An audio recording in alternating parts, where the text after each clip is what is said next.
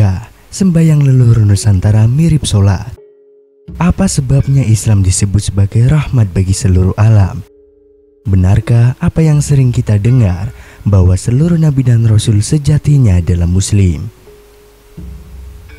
Jika demikian, dapatkah kita menganggap bahwa Islam di sini berbeda dengan Islam di sana, sehingga Islam seolah kehilangan universalitasnya? Apalagi bila ternyata di bumi Nusantara pun ratusan tahun silam sudah terdapat keyakinan yang boleh dikatakan juga Islam, dalam artian tidak bertentangan dengan ajaran tauhid, yaitu monoteisme dalam Islam. Hasil kajian pustaka oleh para ahli sejarah menyebutkan bahwa sebagaimana keyakinan dalam Islam di Nusantara khususnya Tanah Jawa, sejak ratusan tahun silam sudah dianut suatu keyakinan bercorak monoteis, yakni kepercayaan akan keberadaan suatu entitas tunggal yang tidak kasat mata, namun memiliki kekuatan adikodrati terhadap kehidupan dunia. Entitas tunggal inilah yang mereka yakini dianggap layak sebagai satu-satunya yang berhak disembah, dan mereka sebut sebagai Sang Hyang Taya. Dari sebutan itulah kemudian muncul istilah Kapitayan, mengacu pada curah keyakinan kepada Sang Hyang Taya, Zat Maha Kuasa, pencipta dan pengatur segala sesuatu.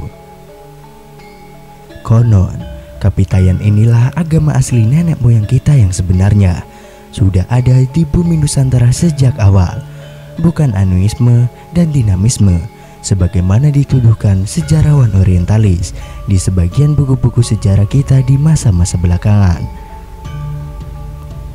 Mungkin perlu diketahui bahwa konsep Sang Hyang sebenarnya adalah konsep asli dari sistem kepercayaan masyarakat Nusantara, khususnya Tanah Jawa, bukan konsep ajaran Hindu atau Buddha dari India, sebagaimana yang selama ini sering dipahami banyak orang.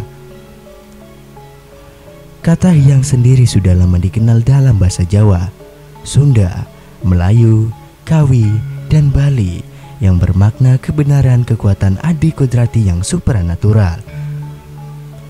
Keberadaan spiritual bersifat ilahiyah yang mencipta, mengatur, dan mempengaruhi segala sesuatu yang ada di alam jagat raya ini.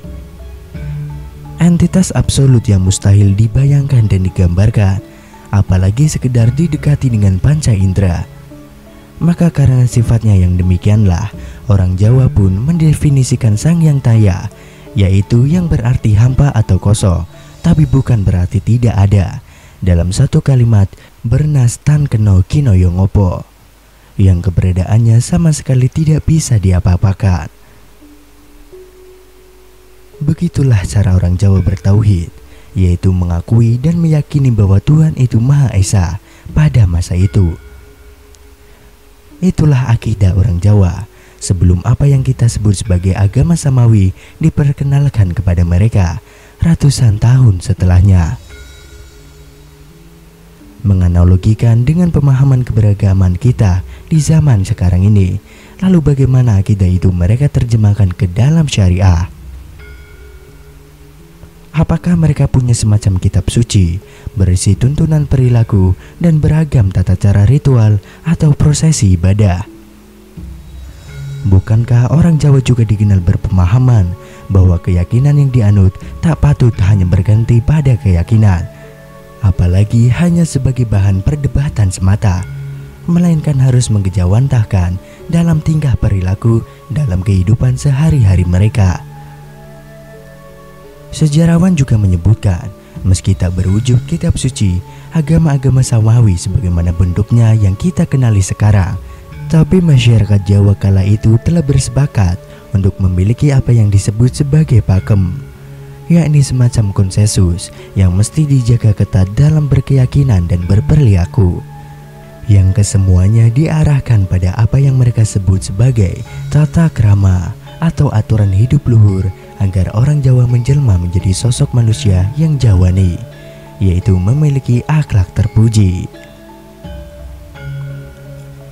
Tata krama dengan pakem yang terjaga ketat itulah yang dapat dianggap sebagai kitab suci, keyakinan Kapitayan yang juga mengatur muamalah orang Jawa dalam bermasyarakat.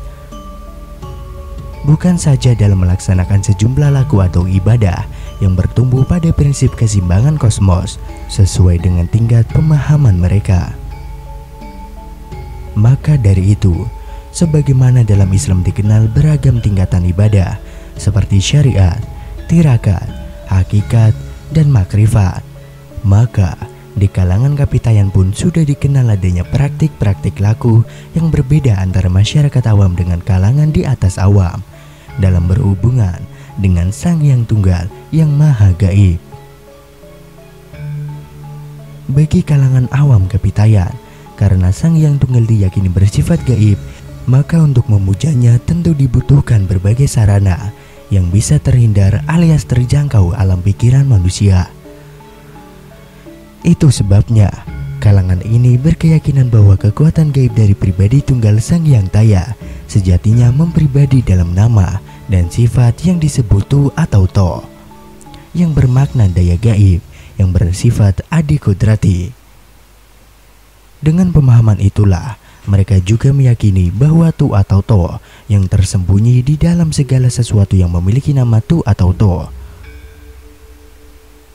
Karena itu, tidak heran bila pengikut ajaran Kapitayan pun meyakini adanya kekuatan gaib pada benda-benda yang namanya mengandung unsur Tu atau To, seperti watu, tugu, tulang, tumbak, tunggak, tulup, turumbuhan, untu, pintu, tudut, topeng, tosan, topong, toparem, towo, toya, dan lain sebagainya.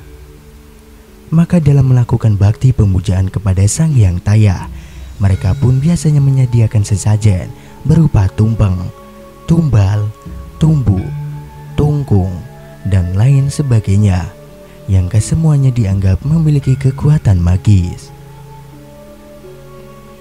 Sementara untuk para ulama Kapitayan yang tingkat pemahamannya berada jauh di atas pemahaman kalangan awam, sudah memiliki tata cara tersendiri dalam menyembah langsung atau sembahyang, yaitu dari kata sembah ingyang kepada Sang Hyang Taya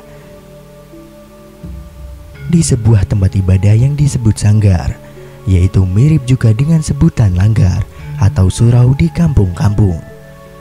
Penyembahan ini dilakukan dengan gerakan-gerakan tertentu yang urut-urutannya juga sangat mirip dengan tata cara sholat di zaman kita sekarang. Sampai di sini lalu muncul pertanyaan, mengapa tata cara ibadah Kapitayan ini sangat mirip kalau tidak boleh disebut persis dengan tata cara sholat dalam Islam? Atau benarkah nenek moyang kaum pribumi Nusantara merupakan anak keturunan Nabi Syis atau Nabi Nuh, sebagaimana dinyatakan sebagian kalangan peneliti sejarah